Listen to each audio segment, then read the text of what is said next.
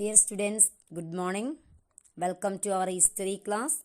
Today we are going to the chapter 8, Women, Caste and Reform.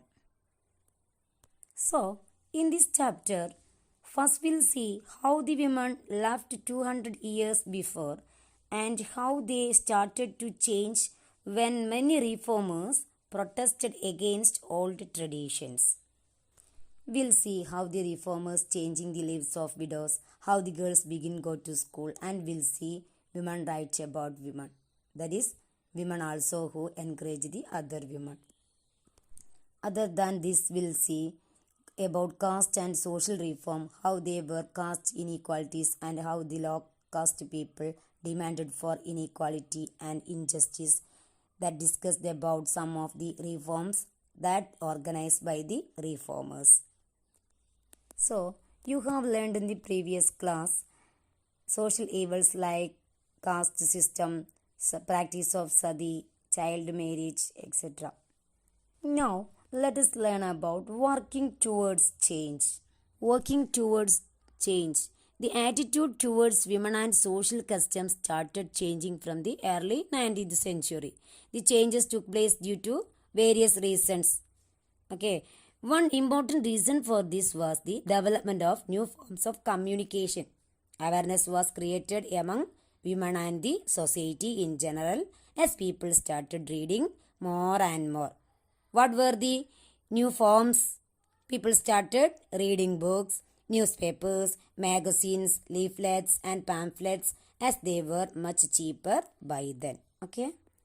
There were debates and discussions about social customs and practices which also helped in creating awareness among the people.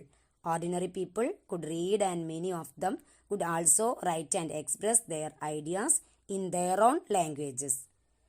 All kinds of issues like social, political, economic and religious issues were debated and discussed by men and sometimes by women. Okay.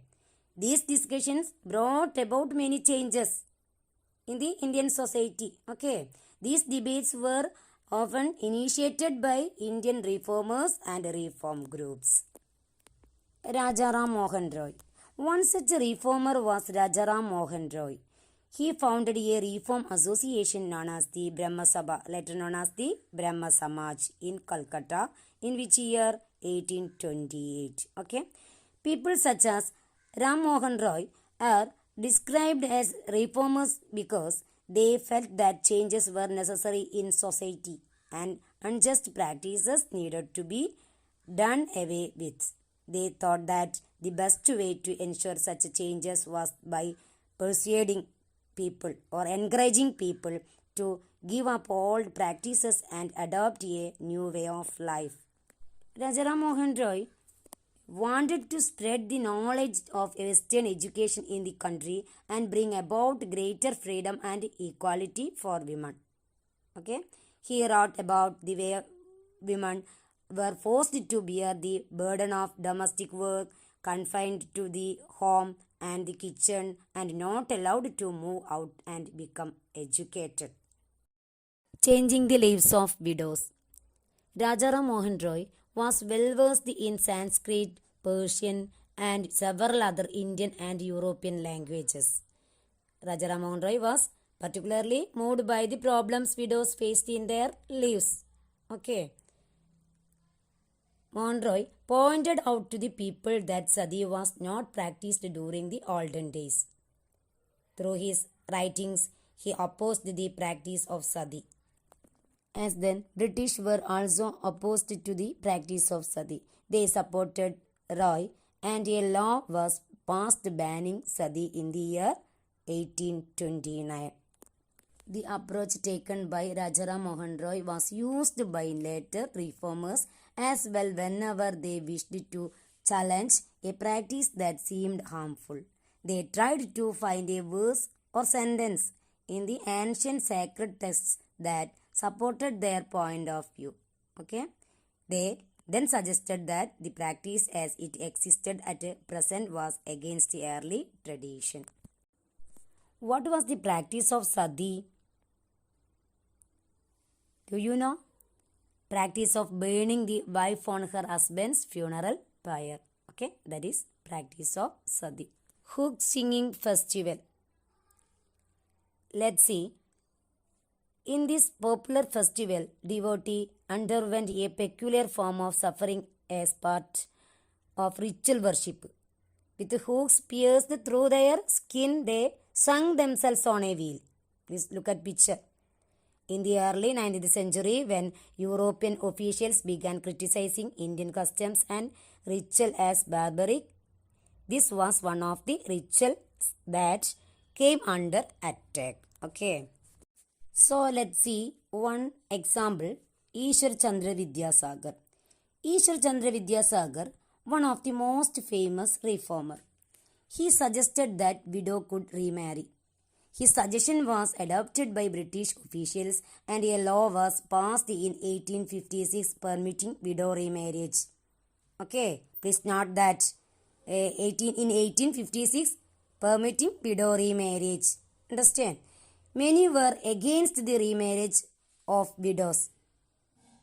But Ishwar Chandra Vidyasagar supported the women's education and remarriage of widows. Okay. They opposed the Ishwar Chandra Vidyasagar and boycotted him and refused him. During the second half of the 19th century, the movement in favor of widow remarriage spread to other parts of the country. In Madras Presidency, Veerasalingam Pandulu formed an association for widow remarriage. In the north, Swami Dayananda Saraswati, who founded the reform association called Arya Samaj. Dayananda Saraswati founded the Arya Samaj in 1875. Please note that. Arya Samaj in 1875. He also supported widow remarriage. But even though the number of widows who actually remarried remained low, those who married were not easily accepted in society and conservative groups continued to oppose the new law. Girls begin going to school. All reformers felt that it was necessary to educate women in order to improve their conditions. Okay. Ishwar Chandra Vidyasagar set up school for girls in Calcutta. Please note that.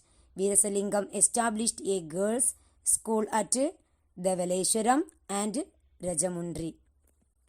What are the problems faced by girls to go to school? When schools for girls opened in the mid-19th century, many people were afraid of them.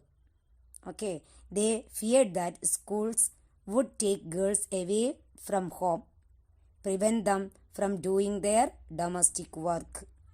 Sometimes women taught themselves. For example, Raj Sundari Devi. Okay, Raj Sundari Devi, earliest women writers in Bengali literature. She learned to read and write in the flickering light of candles at night. Understand? She taught herself to read and write. Understand? In the latter part of the century, schools for girls were established by the Arya Samaj in Punjab and Jyotirao Phule in Maharashtra. In aristocratic Muslim households in North India, women learned to read the Quran in Arabic. Please note that Quran in Arabic. They were taught by women who came home to teach. Some reformers such as Mumtaz Ali reinterpreted verses from the Quran to argue for women's education. Understand? The first Urdu novels began to be written from the late 19th century. Okay. Next, women write about women. Women encourage the other women. Okay. From the early 20th century, Muslim women played a notable role in promoting education among women. Okay. Primary school for girls at Aligarh. Begum Rukia Shagawat Hussain started schools for Muslim girls in Patna and Calcutta. In the 1880s, Indian women started going to universities for higher education. Okay, many women began to write and publish their critical views on the place of women in society. Tarabai Shinde, a woman educated at home at Pune, published a book, Stree Purush Tulna. In this book, criticizing the social differences between men and women. Okay. Pandit Ramabai. Pandit Ramabai was a great scholar of Sanskrit. She felt that Hinduism was oppressive towards women and wrote a book about the miserable lives of upper caste Hindu women. Understand? He founded a widow's home at Pune to provide shelter to widows who had been treated badly by their husbands' relatives. Okay? But of all this more than alarmed the Orthodox. Orthodox having faith in old traditions and beliefs. Okay. Many Hindu nationalists felt that Hindu women were adopting Western ways and that this would corrupt Hindu culture and erode family values. Orthodox Muslims were also worried about the impact of these changes. So, by the end of the 19th century, women themselves were actively working for reform. How? They wrote books, edited magazines, founded schools and training centers, and set up women associations. Understand? From the early 20th century, they formed political pressure groups to push through laws for female suffrage. Female suffrage means the right to vote and better health care and education for women. Some of them joined various kinds of nationalist and socialist movements from the 1920s. Okay. In the 20th century, Jawaharlal Nehru and Subhash Chandra Bose gave their support to demands for greater equality and freedom for women. Nationalist leaders promised that there would be full suffrage, full vote, okay, right to vote for all men and women after independence. Okay. However, till then, they asked women to concentrate on the anti-British struggles. Okay. So, dear students, today we will wind up the class. Read the lesson carefully. Thank you.